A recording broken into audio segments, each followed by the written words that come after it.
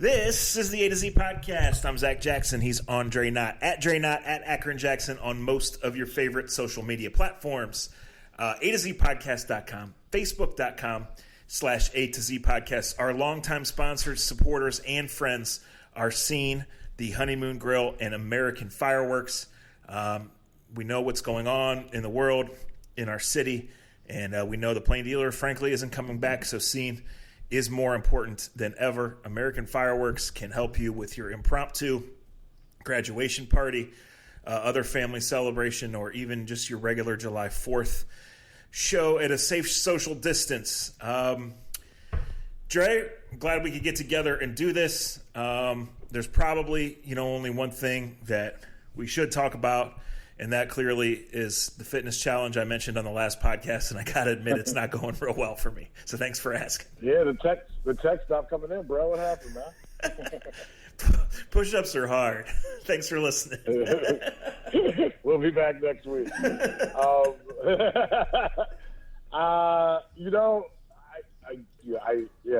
mean, number one, I'm glad I've already chuckled. You got me to chuckle. And you know that I think anybody that listens to this podcast, if you're new to the podcast, thanks. I'd rather be doing, I talked to somebody this morning, I'd rather be doing baseball games, guys. I'd rather you guys be making fun of the baseball minute brought to you by Zach Jackson, who can't stand summer baseball, and talking about July 1st and the NBA, free agency. And I told Mike Snyder this morning, I go, I'm not trying to be Martin Luther King. I'm not trying to be any of those things because I don't have the capacity for all of that. But I've texted this to you because you're one of my best friends, and I've texted all my close friends this. I've just been in an angered state, in a hurt state that I've never had before, man. And I don't want you to feel this way. I don't want anybody to feel this way. And you know what? In speaking and the way that in texting and talking to friends and talking to people that I haven't talked to in years on top of years, maybe it's a start. And hopefully it is a start. But I don't want anybody to feel the way I felt over the last week. It's not healthy. It's not the person that I've wanted to portray and put out my entire life. It's not the person that my parents raised to be carefree, to be loving, to be happy, to find the best in every situation and in every moment. And I've been able to accomplish that most of my life. I'll admit, and I'm not getting Kevin Love-ish on anybody. It's not good to not be in the right mindset, and my mindset hasn't been right. I don't want to be angry every single day. I don't want to sporadically worry about the future for my kids, your kids, anybody's kids. I don't like who we are. And I know a lot of people don't like hearing that. I'd like to think what Zach and I do on a weekly basis, on a daily basis. I think part of this podcast, and I'm not patting us on the back because I could be better, he could be better, we can all do things better.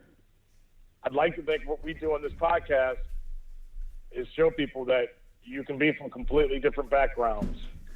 You can have different viewpoints. You can be whatever, but we can respect each other and have a good time, have a good conversation, and hear a different perspective, and see that maybe your perspective isn't that different than someone that doesn't look like you, that doesn't sound like you. I think there's something to that. I think our world is better when you get to mix in a little bit of everybody's flavor. But until we get more people that recognize that and respect that, I don't like who we are right now. And I hope there's a lot of other people that don't look like me that understand that and are willing to accept that we got to be better if we want to be better. I know a lot of people that look like me, and I don't want to speak for every black person, every brown person, every female. But it sucks when, and I know I'm going on I'll be all over the place because I'm emotional, to be honest. It's just, I cried my eyes out the other night, and I didn't think I would say this out loud, but it hit me. What really has hurt me the most is that no matter how hard I've worked and no matter what my parents have strived to make me into, it sucks to wake up It sucks to look around. It sucks to read some of the shit that you read and feel like your life doesn't matter. And then for me to realize I got a son, and I brought him into this world where his life may not matter to certain people. That fucking crushed me. It crushes me to even think about it or say it still today. I'm past that, because in saying that out loud, I've had a lot of friends step up to me and say to me, you know, that's not the case. And I don't think that's the case, but it sucks to just feel like you don't matter. I would never want to make another human being feel like they don't matter. It crushes your soul. It crushes your heart. It crushes you as a person. And, you know, I just don't ever want my kids to feel that. I don't want any kid to feel that. First, I'd like to say that I've never wanted to see a baseball game more than I do right now. Second, I'd like to say that we, and by we I mean Dre and I and most of you listening, we all communicate by text, right? It's convenient. Right. But I've said many times on and off this podcast, it's the most impersonal, cold way, right? Context is lost, especially for somebody like me who's extremely sarcastic and isn't afraid with Dre at times to go to the darkest, raunchiest, most ridiculous places on things to try to get a smile, right? To try to say, yes, I am a sicko. Just from the texts I know, you know, this is the first time we've talked voice to voice, right? Yeah. I know. And, you know, I thought about you and about AJ and about dozens and hundreds of other friends. And, you know, the examples are out there, right? This is not an overreaction to one situation, right? This is not any reaction to one situation, to one person's plight, to one thing. First of all, in addition to appreciating you as a person, I appreciate that you have this tiny platform in the big space and you're not afraid to go out and say what you said. You know, whether it's as polished as you like, whether it's your emotion speaking more than you would like, whether everybody agrees. You know, I roll my eyes at the people that feel like they have to try to put that down in that situation. But what I'm trying to say is, for years and years and years, you and I have had a lot of conversations, some right in front of this microphone, frankly, when this has happened before. But multiple ones that stick out to me is when you guys were going through like a 2-year process of moving. Where are we going to move? Where are we going to buy? Are we going to build? Is this the right house? We thought this one was, but it wasn't for whatever reason. And you and I had some deep conversations about racism and about you raising mixed children and living in certain communities. And the thing about that sticks out to me there is when those conversations were over, they were over for me because they were just conversations. I mean, I told you what I felt, what I saw, right? And which I needed. And we had open conversations and honest and real conversations, which that's what real friends do. Yeah. But I got to live it. Sure. And, you know, to spin this to the sports world a little bit, like, first of all, everyone has come out with their Twitter statement by now, right? Yeah. And I'm certainly, even 3 days ago, wasn't going to kill the ones that didn't, because there's a lot of people that don't know what to say, and that doesn't mean they're good or bad guys. My kudos to the ones that were first to say, to speak, to tweet, to write, right? You know, we have a leadership void on multiple levels in this country. Amen. You know, and it's stuff we debate here even when we're just talking about sports, let alone real world things that matter. So it's nice to see that. I have heard myself from college coaches over the last few days of dealing with it. And, you know, one was just putting out his statement today, and he told me, you know, he had a mixed race player, basically like going at him. And by the end of the conversation, the player was like, Coach, the reality is I'm not mad at you. I'm not mad at the university. I'm just mad. Sorry if this conversation got off on the wrong foot. Right. You know, and his response was, to the extent that I can get it, I get it. And, Dre, it just feels like I saw this somewhere. And it was like, yeah, to all you guys that were saying if we get sports back, that's part of the healing process. Well, it's a tiny part, and that's right. But, like, there is so much that we are not divided on in sports, especially in our lives, right? I can't speak for anybody else. And I always say I only got sports analogies because it's the only thing I know even a little bit about. Right. It does bring people together. And in these times, if it exposes who really, has outside agendas and other things, I just want to say this before I throw it back to you or before we say anything else, and whether we talk NHL or this or youth baseball. Blades of steel. What was scariest shit, one of the scariest things of the weekend, and last night at a point I just turned the TV and the phone off because I didn't want to watch footage of anything anywhere anymore. The cop from the middle of nowhere, but really only 20 miles from where both of us live, who made the Facebook post. Yeah. That's so fucking dangerous. And it's so embarrassing to everyone that knows him. And it's why it says a lot, and it says a lot about the fears are going to linger with you. Change. Yeah. Right. It doesn't go away. And that's the scary part. Because like you said, that person, when I read that, I showed it to Jen. She goes, yeah, I saw that. And I go, yeah, that's 15, 20 minutes away. I go, I can make a turn, and that's the guy that could pull me over. I don't want to live. I don't want to live like that. Like I said, I'm not. I appreciate you saying what you're saying. I don't want to. I'm a human being. I want our world better. I'm not trying to be spokesman. Like you said, it's a tiny platform.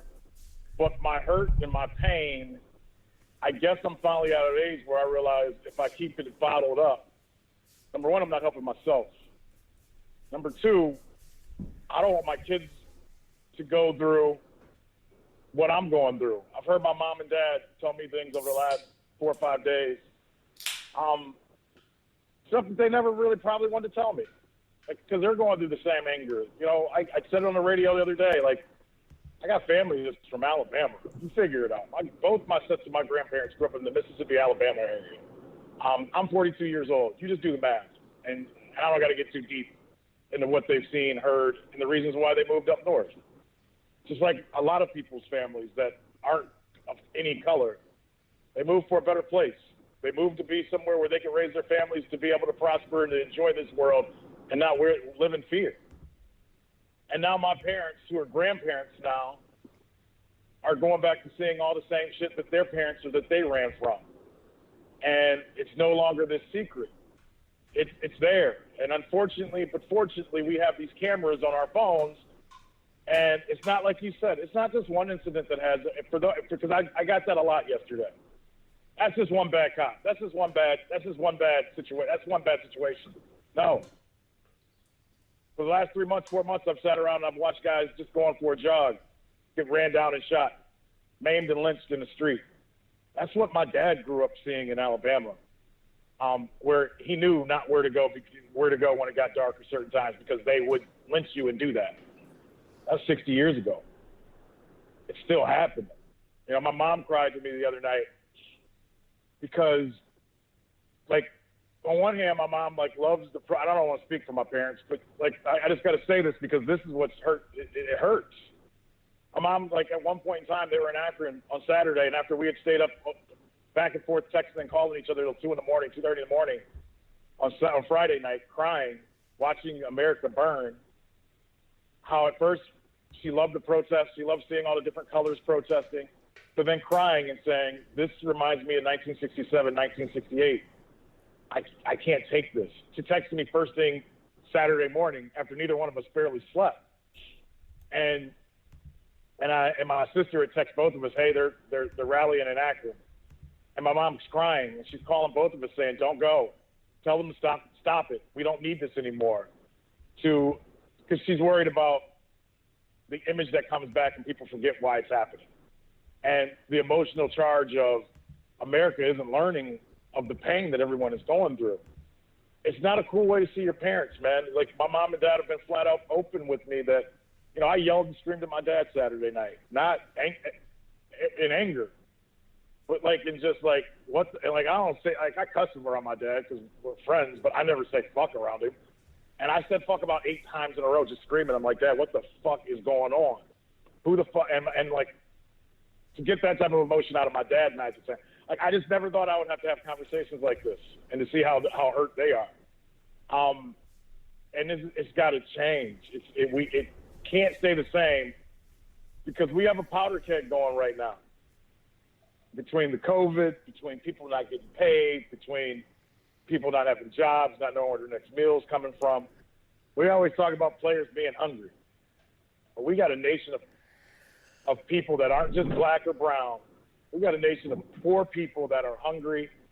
There's not a lot of leadership. And there's not a place for people to turn to think that things are going to be better.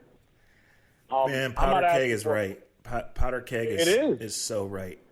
And just let me say this. I'll say this. Go ahead. Well, yeah, I don't want to, it's hard to talk about this without preaching, right? Right. I think the best way to talk about this, because I've had 3 days to think about it, is just to go honesty. And I think that's what we've done. But one thing that's important is in this Powder Keg and whatever your emotional state is and whatever it is that you're upset about, whether it's this or something else, and there's a laundry list right now for a bunch of us. Not only do you rarely benefit from venting on social media, but so many people have violated that rule that some real evil people are lying in wait on there to take advantage when you do.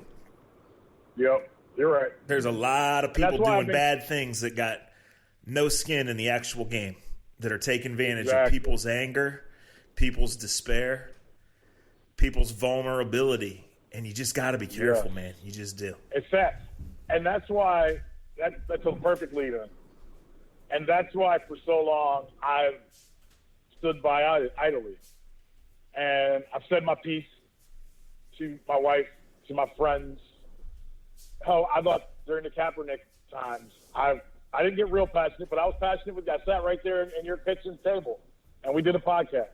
And I didn't push, but I was basically kind of I was almost trying to say, guys, if you're mad about this, I'll just say, what killed me around then, and I had family members that, that went to war. I respect that. There's no way in the world I wouldn't respect someone that put their lives on the line for this country. But I was around a lot of people, black and white, that really got pissed off at Colin Kaepernick because what he was doing to their flag. And I remember I was talking to a friend, and this has stuck with me since then, that said, ain't that a bitch? So many people care more about a fucking flag than a fucking life. And that stuck with me, and I never wanted to say it out loud because people hear what they want to hear. They run with what they want to run with. Colin Kaepernick didn't do everything perfectly, but he was screaming as nicely as he could scream, we have a problem. We have to stop this problem or it's going to get worse. I remember saying to you, or maybe I said it to my wife, and I'm not sitting here campaigning for Colin Kaepernick for this or that, because he's a human being. He makes mistakes too. But the number one message that was being said that totally got lost in translation was we have an issue, guys. And for Colin Kaepernick, because I remember saying this to you, I was like, Kaepernick, mixed kid, didn't really know his dad, grew up in Milwaukee in the suburbs, got to see the best of living in the suburbs with a white family. And I remember saying to you or to Jen, I don't remember which, if we can't respect what that guy is telling us, who's basically seeing the scope of America through a lens most will never see, who are we going to listen to? Who are we going to pay attention to?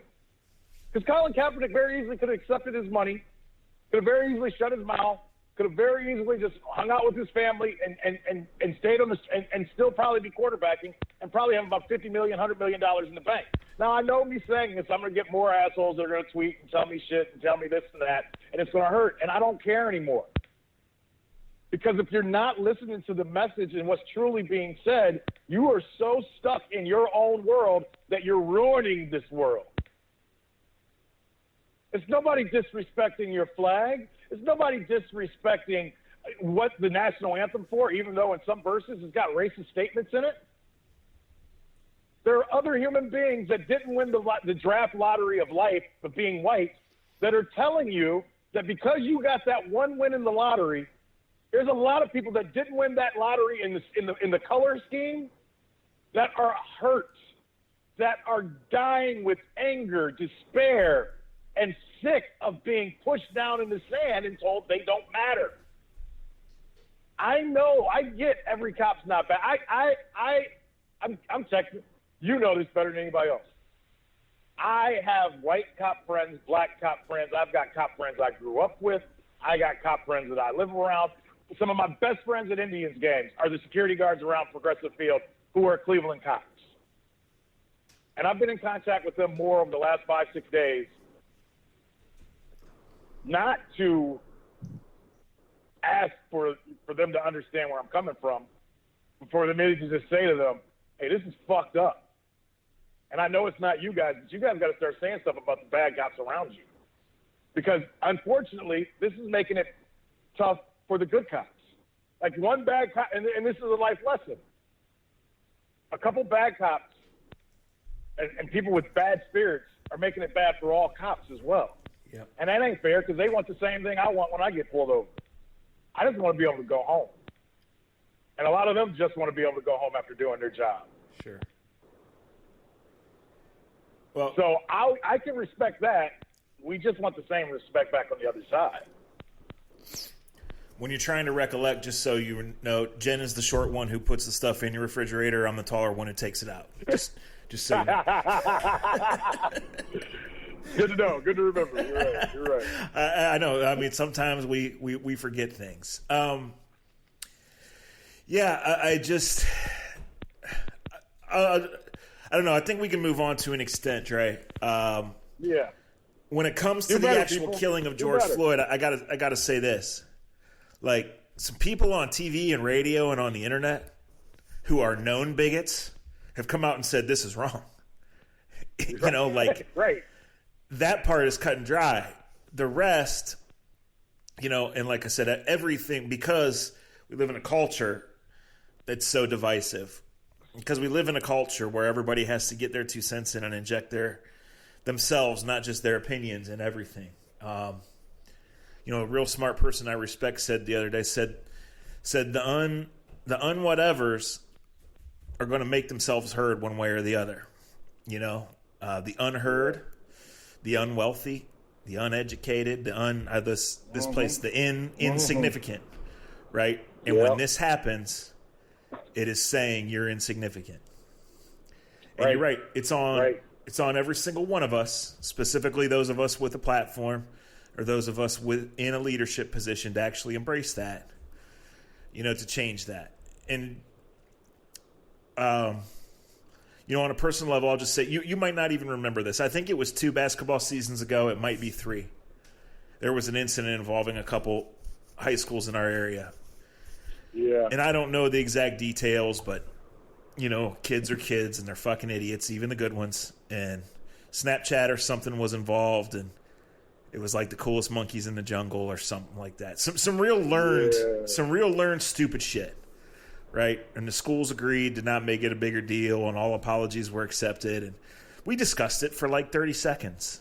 And, you know, a personal regret, even though that had nothing to do with me, and even though it's kind of strange that I even remember it, like, I wish we'd have made a bigger deal of that right here on this tiny platform. I remember it, and I was glad you brought it up the way you did.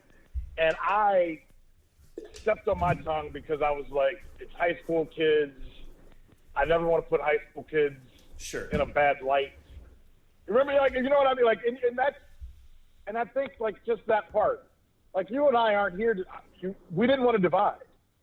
You know, like, we knew what happened was wrong, and I'm glad you brought that up, because that comes to the uncomfortableness of where we're at. It was easy even for me to find, even though I knew it was racist as hell and wrong as hell, I kind of stepped back and was like, well, I don't want to put high school kids under the microscope like that. They don't deserve that. Sure. And I still feel that way. But now I feel like maybe we should have discussed it a little bit more, because you just said the important part. wasn't the kids' fault that they reacted that way. That was a learned thing, right? That was, that was a thing that was learned from home that made them feel like it was okay to say it and do it. And you bring up something else, and we've been saying we need sports back to heal us. And I know we've brought it up and talked about it before. The greatest thing about sports usually is that it makes a bunch of people that don't understand, like, or know each other come together. And the best teams, and that's within the clubhouses, within the locker rooms. And, in an NFL locker room, you get 52, 53 guys, and you get everything from the kid that went to Harvard to the kid that barely can make it into junior college. You and I joke about it. Did he steal shoes or this or that to get wherever he got? To win, the great coaches get those guys completely to conform, no matter how hard the plight has been for them to get there. In baseball, you get players and guys together, guys that of education levels that aren't very high at all times, and then some to the highest of high, and speak 3 or 4 different languages. And to get the great teams, they find a way for all those people to melt together. Now, we found a way to do that in sports for the betterment of a championship ring. And I'm not trying to be on a pulpit in any way, shape, or form. But how can't we do that in life for all of us to be champions in life? Now, that sounds corny, but to me, there's got to be something to that. If you can get people together from all these different educational formats, of all these different languages, whether it be your brother coaching a Division V high school basketball team in Virginia with guys that look at him and say, "Where's Whitey from?" to coaching a Division III team, and like for your brother to be successful, for our friends at Mountain Union to be successful, they got to find guys from a lot of different parts of this world to trust each other, to believe in each other. So when I need that backdoor block, or when I need that backdoor pick, and I'm blindly trusting it, I trust that my guy's going to give me that pick. I trust that guy's going to give me that block. I trust my guy's going to give me that rebound. I trust on a squeeze bunt, this guy that's from Dominican that doesn't know any words of English is going to bunt in that swing and take my face off. Yeah. And the teams that come together and do that have this wonderful magic that brings people together in the stadiums and in stands and get people that have never met each other. How many times have you and I sat in the stands or watched games and watched people that don't even know each other, hug each other, high-five each other, spill beer at each other, and have the best times in their lives and don't know shit about each other, and are from completely different economic settings or whatever else? Yep. Because the enjoyment of coming together and rooting for the same thing, for your team winning. It's not that hard. We can do it in sports. We can do it. It's possible to do. And I got to admit, there's a lot of times the last couple of days where I've been down, and I'm a positive person. No matter how bad it usually gets, I'm making one of you or I are usually the ones on the text stream making that joke. That it's probably not the right time to tell it, but we're making a joke to get everybody to laugh because it's we're gonna be all right. And then somebody makes a joke about a midget, whatever. And it's been hard for me to have that, Zach, over the last week or two. Oh, no doubt. And as you were talking and as I'm listening, and I'm thinking that the best thing ever about sports has always been when you get in the clubhouse, once you get on the team, and this has happened in my life. I played on travel baseball teams with a lot of kids, a lot of rich kids, and I would be the only black kid. And we went to and I'm only telling these stories because I realized I need to tell them. And I'll never forget, we were in Tennessee, playing at Tennessee Smokies. They had all kinds of guys that were drafted and everything else. We were playing on red clay. And the hotel we were staying out just didn't take a particularly liking to a black boy walking through the parking lot. I called the cops and said I was stealing. I wasn't stealing. I was walking across to go to the pool with my teammates. And I'll never forget, I had a coach named John Sibio, who's no longer here with us anymore. Oh, I know Sib. Yeah. Sib is an Akron legend. Yeah. And Sib is this little Italian guy. He played a little minor league ball, I want to say, at one time. And Sibs basically came out to the hotel, to the front of the hotel, and motherfucked everybody left and right at the hotel and told everybody that I was his son. And if you had a problem with his son, you had a problem with him and his team, and we were taking our whole team home, and we weren't going to pay for the hotel. and we weren't going to pay to be in that tournament, and the hell with that tournament, and he's going to go back and tell everybody that's involved with the tournament that this place is racist and they didn't want his black son to play, and they treated him like shit. I was like 13, 14 years old. I obviously have parents. I had a dad. I don't know how to tell people how much that meant to me. That this man that had no business, he could have he very easily could have said, Andre, I'm sorry, son. People were mean. I'm going to haul you up, or I'm going to send you back, and we're going to keep playing baseball because that's what we're here for. He didn't do that. And because he didn't do that, and because he made our team come together as one, and because he acted a complete ass and scared the shit out of people and said I was his son, I'm sure there were a lot of people in Tennessee that said that team from Akron, that team from Cleveland, got a bunch of fucking crazies, but don't fuck with them because that coach will stand up for his players. I've had moments like that in my life to make me realize that everybody isn't evil, to make me realize that there are people that want me to succeed. And I'm going to stand up and I'm going to do the same thing for kids of every color, every plight that may be out there, because I've been lucky enough to have moments like that. And there's been multiple, but I know of that one. And I know how that guy treated me and how he would put his arm around me when we were in certain places. And he put his arm around me one time and he goes, I'm not putting my arm around you because I like you. You went fucking 0 for 4. He goes, but I want these people to know how. But on the podcast, you were 2 for 5 with a double. Hell yeah. You know it. But he put his arm around me because he wanted the people around us, and even my own teammates and some of my teammates' parents, to realize that I was a human being and I deserved love too. And he wasn't going to let anybody treat me like shit. We need more John Sibios. And I know they're out there. There's a lot of high school coaches, white and black, there's a lot of high school, college coaches that know the plight way worse than a lot of us do, that they recruit in places that they would never let their kids go to. But you know what? It might be time, if you're willing to recruit a kid from a place that you're afraid of, it may be time to take your kids and to take your wife and to take your families into these neighborhoods and into these places to make them understand what people are really going through. Poor isn't a black thing. Poor isn't a white thing. There are a lot of poor people in America, Zach. And I mean, obviously money-wise, but there's some poor people that need support, like John Sibio gave me. I wasn't poor. I had a good family. I had family that would have stood up for me. If my dad would have went there, he probably got arrested. Thank God he wasn't. But I can tell you, as a kid that wasn't in this terrible plight, what it meant to me to have a man that wasn't my father, a man that didn't look like me, just simply stand up for me and put his arm around me and say, you're not going to treat him like shit. He's a human being. He's our human being. If anybody's going to treat him like shit, it's us. Like, I'm 42 years old. That happened 30 years ago, and it sticks with me. And I remember that at that moment in time, I wanted to be a coach the rest of my life because I wanted to be able to do that for the next kid that was scared out of his mind, looking around thinking everybody hated him. We need moments like that. And I know there's coaches out there that do that. We got to do it more. And we got to show the people that are evil and the people that are hateful that shit ain't going to work no more. There's no place for that shit. It's got to stop. I'm glad you told that story for many reasons. And what's so crazy is an hour ago I was on the Manchester A's website or Facebook page trying to look up if Ian's schedule had been updated yet. And Sib's daughter, Sib's been gone like 10 years, right? Yeah. It may have been more than that. Yeah, well, some point in scrolling down, and I don't even know when it was because I only know the son, I don't know the daughter. But she had posted, remembrance of her dad, and I swear to God, I just looked at it like 3 hours ago. Are you kidding me? I swear. Wow.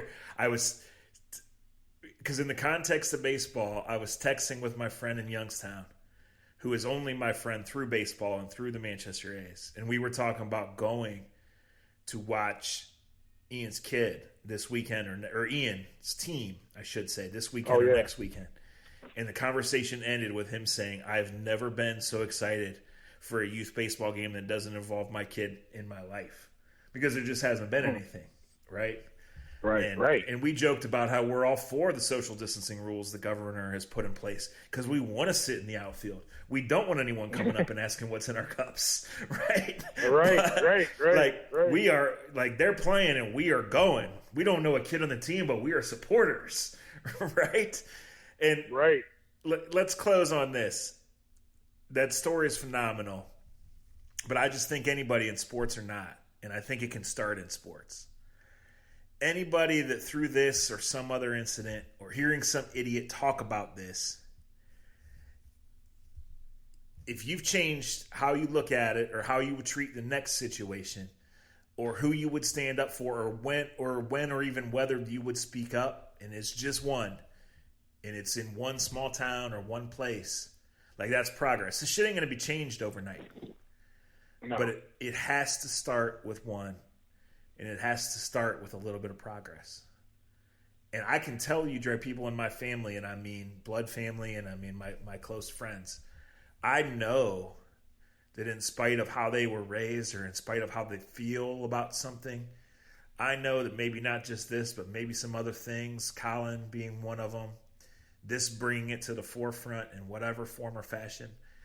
I know one or two people, I'm not going to name their names, that have changed how they will address or how they would. And so how they will and how they do would mark progress. Tiny, right? But it has to start somewhere. It has to. It's a step. Yes. I think what Zach is saying is it's a step. I got some messages this morning, and like you said, I won't put names on it because that's not necessary. But I got messages from fans, friends, family, who openly just said, hey, I played your open on radio the other night. I sent it to my family this morning, and we cried over it. And a lot of them, like, look, whatever little platform I have, I love being able to give a piece of us. I get off more on Zach giving me random baseball cards to tell you some stupid fact, stupid sports fact that means nothing, to show you how much of a sports nerd I've been my whole life. I have more fun, and I get off on bragging to my wife that I got 5 out of 6 right than doing this. But hey, any little bit helps. I'm not totally ever going to understand what you went through in life, but I'll say this: I'm willing to sit back and listen and try to understand. If you come to me and say, hey, man, I got a question, or I don't understand this, and I don't speak for everybody, but I think most people that right now are protesting and asking for just to be treated like another human being, all they want is for you to understand the plight that they're going through. No one's asking for you to, take money out of your bank. Nobody's taking to take food off your plate. Just make it so we all can try to have some success, that we all can have some enjoyment in life, that we all can feel like we matter. I don't think that's too much to ask. And if it is too much to ask, maybe this isn't the country or world that's for you. All right, listen, guys. We thank you for listening always. The one sports thing I'll say here is the NHL announcing its comeback plan and being first to do it, but not yet having a date or place tells you kind of where we are, right? That's like that's how Zach used to get dates in college. They would all agree with you. Yeah, sure, I'd love to, but let me get back to you with when and where. Right? Exactly. Time out. Zach was like, I'm going to take you to Swenson's. We're going to go here, and then afterwards we're going to go bowling. And they're like, yeah, that sounds great. Let me get back to you. We'll set a time and place. They must have lost my parents' phone number. Shit. So anyway, we do have something in the works, and I know we've been guilty of talking shit and not pulling it off, but we know everybody needs a laugh, and we got an idea. I will see if we can pull it off this week at some point or not. But listen, yes. we appreciate you guys. We appreciate the support you give us, to our sponsors, Scene, Honeymoon Grill, American Fireworks. They're not the only ones who have supported this podcast. A lot of you guys have. A lot of people have in different ways. We like doing this. And we, like I said, it hasn't been a big issue. It hasn't been a big priority in either of our lives because there's no sports. Right. And, we flirted a couple times last week. We couldn't pull it off. We know listenership's down. People don't have sports. People got other things. Listen, I'll just close this by saying this. There are probably 2 people in my life, Dre, that used to be close with, that for one reason or another, whoever's fault it is, doesn't matter, I had beef with. And in this calendar year, I've kind of made up with him, or we've reconnected in a way. Right. And, one of them was just personal tragedy, and the other one's life, and a strange set of events that put us in the same place at the same time. And we talked like real humans, like empathetic humans, like adults. And I'd be the first to tell you, and I've said this before, like when I was 25, I could have given you guys quickly the list of 25 people I hated and wanted to die, and why I hated them and how I would kill them myself. And now, not only do I really not hate anybody with one or two exceptions, I don't have the energy to, even if I did.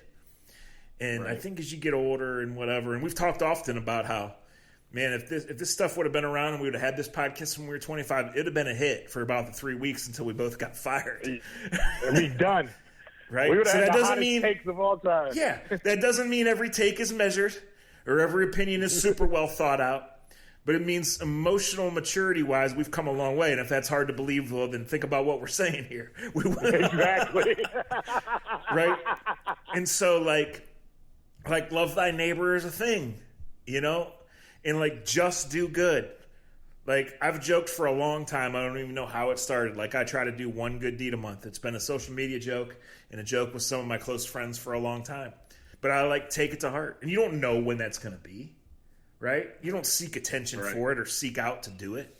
But, if you do that, that's a start. And that's what we're looking for. A progress, a start, someone to take pause, to take stock, to say, I feel you. I feel for you. I can do better. We can do better. I can push so-and-so to do better. It applies to any area. It doesn't have nothing to do. It doesn't have to have nothing to do with anything that's happened in the last 5 days. It doesn't. So we leave you with that. We thank you for listening, and we'll talk to you soon. Appreciate y'all. It's a weird time. You can use hugs. I love you, Zach. I appreciate you as a friend. And I know most of you guys, I just appreciate you guys giving the time out in your life. And I think the natural thing to say, is like, well, all people are this or all people are that. I know how many people have followed along with my career or laughed at my stupid jokes or came to our podcast, and I don't look like or sound like people that they grew up around or somebody that they know. But you took the time out to listen to me because, well, we may have the same likes or we may talk about things that you like. If you appreciate that part of me, just appreciate the part that got me here. I think that's what we're all asking for. Because this place can be better. We can have big crowds again. We can have those moments. And like I said about sports is what showed me, and I think my parents put me in sports early on in the way they did, put me in uncomfortable teams purposely. I get it now why my dad did some of the things he did and put me on teams where I was traveling around and getting stared at and looked at. It was uncomfortable. But in that uncomfortable settings and moments, it made me into a better man to realize how many different people were out here and how many different things are out here and how many different things I could achieve and how many different places I could go. My dad never wanted me to look and just say I wanted to be an athlete. He wanted me to be able to look and see how many different people in different ways you could be successful and be a good person. I think when you close that focus up, you're the one really losing. Open up that focus. See all the great things out there. See all the great places. And my dad told me that about traveling a long time ago. He was like, go travel the world. Go see outside of the United States. See how other people live. Because the one thing that you'll take from it is you'll appreciate what you have a lot more, or you'll see something that fits who you are better. But if you don't go outside of that scope, how are you ever going to know? Shout out to Sid. May you rest in peace. And also, imagine if you were good, how much he would have stuck up for you. Talk to you guys soon.